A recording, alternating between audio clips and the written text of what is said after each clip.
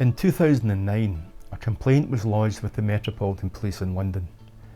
The matter related to what appeared to be a fraudulent deal involving an American company, CombinedMed, and the Imperial College Healthcare NHS Trust. CombinedMed is a commercial offshoot of the University of Pittsburgh Medical Centre. During an investigation I had been working on, I discovered that CombinedMed paid £12,000 a month to a Scottish company called Americium, which was based in Fife. This retainer was paid by CombinedMed in relation to Americium advising on how the American company could access NHS contracts. The NHS privatisation agenda was being carried out under the Labour government led by then Prime Minister Gordon Brown. My investigation followed on from the North Ayrshire Schools PPP project, Scotland's biggest PFI PPP scandal, where the same Fife company, Americium, had played a significant role. Anyone who has seen the two documentaries, The Only Game in Town and The Only Game in Town 2, The Cover-Up, will know North Ayrshire Council only ever had one credible and viable bid for its multi-million-pound project to build 4 schools.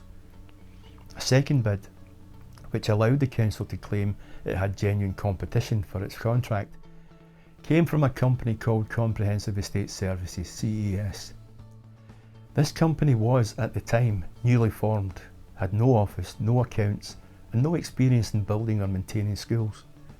The paperwork submitted as bid documents by Comprehensive Estate Services actually related to a Singapore firm. In the documents, CES claimed to be a subsidiary of the Singapore company, but that was a lie. As The Only Game in Town films also reveal, North Ayrshire Council's own external advisors on the procurement of its public-private partnership project to build 4 schools recorded at the first key stage review of the process that the bid from Comprehensive Estate Services was materially non-compliant and that it failed the review. Despite this, North Ayrshire Council allowed the bid to remain to give the pretence that it had genuine competition, which was a requirement of EU procurement rules under which the bid was run. The contract, eventually awarded by North Ayrshire Council to First Class Consortia, the only genuine bidder, is now costing local taxpayers over £1 million a month. A police investigation into what happened during the procurement process for the North Ayrshire PPP contract lasted just 2 weeks. A report was then sent to the Crown Office Procurator Fiscal Service with the conclusion that the police could find no evidence of criminality. The Crown Office agreed and the matter was dropped. Incidentally, if you haven't yet watched The Only Game in Town films, both are available on YouTube. The link between the North Ayrshire PFI PPP scandal and the complaint lodged with the Metropolitan Police in 2009 was Americium. The parent company of Comprehensive Estate Services was Americium. The 2 directors of Comprehensive Estate Services, Richard Navroth and George Henderson, were also the 2 directors of Americium. The 2 companies both listed their address as being in the Fife village of Strathmiglo, but that address turned out to be the office of a chartered accountant who allowed Navroth and Henderson to use his premises as a postal address for their companies. My investigation in 2009 led me across the Atlantic to Pittsburgh in Pennsylvania and to CombinedMed. I spoke with 2 men, former senior executives with the company.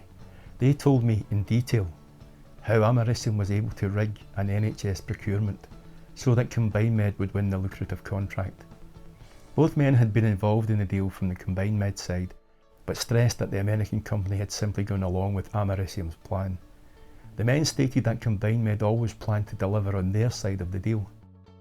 In fact, while Americium was being paid £12,000 a month by CombinedMed, the Fife-based company was also employed by Imperial College Healthcare NHS Trust to advise on opportunities to bring in the private sector to NHS provision. One role the Trust wanted to privatise was its procurement process.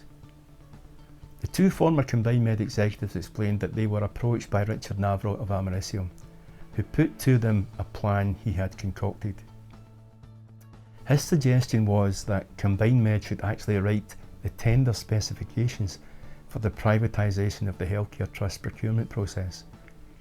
Navrot's idea was that the American company should write the tender specifications in such a way that only Combined Med could meet them.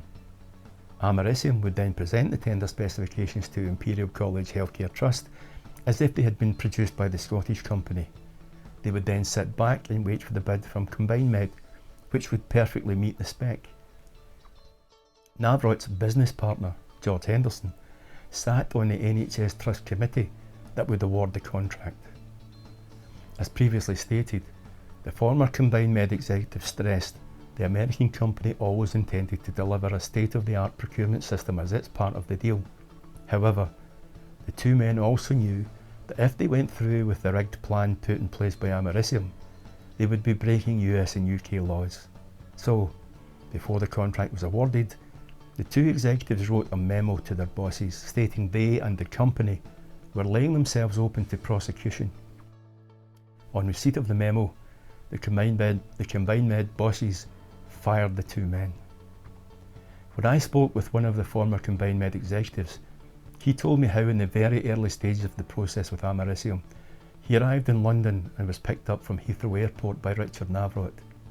I was told the Scotsman took the American directly to the Palace of Westminster, where they had lunch with Lord Louis Mooney. According to the American executive, during a long lunch, both Navrot and Mooney spoke of their friendship with Prime Minister Gordon Brown, all three of the Scotsmen being from Fife. In fact, Louis Mooney and Gordon Brown had been long-time associates in the Labour Party. Mooney had been the Labour MP for Kirkcaldy until boundary changes meant an adjacent seat would disappear. The seat that was due to be scrapped was represented by Gordon Brown. Mooney decided to stand down at the 2005 election, allowing Brown to take over the Kirkcaldy seat. Mooney was subsequently elevated to the House of Lords. In his House of Lords declaration of interest at the time, Lord Mooney declared he was paid between £30,000 and £40,000 a year as an advisor to Americium. Following the complaint to the Metropolitan Police, the two directors of Americium, Richard Navrot and George Henderson, along with the then procurement manager of Imperial College Healthcare NHS Trust, were arrested. All three were bailed pending further investigation. Eventually though, despite the two former Combined Med executives making clear to the Metropolitan Police that they were prepared to give evidence, the investigation was dropped, and Navrot, Henderson and the Trust procurement manager were released without charge. Apparently, like with the North Ayrshire PPP deal, the police could find no evidence of criminality. At the end of the police involvement in the matter, Imperial College Healthcare NHS Trust dropped its link with Americium and the proposed deal with Combined Med was terminated. In both cases, North Ayrshire Council and Imperial College Healthcare NHS Trust, Richard Navrot and George Henderson walked away without a stain on their character. The men are either very lucky or they have, or had, friends in very high places.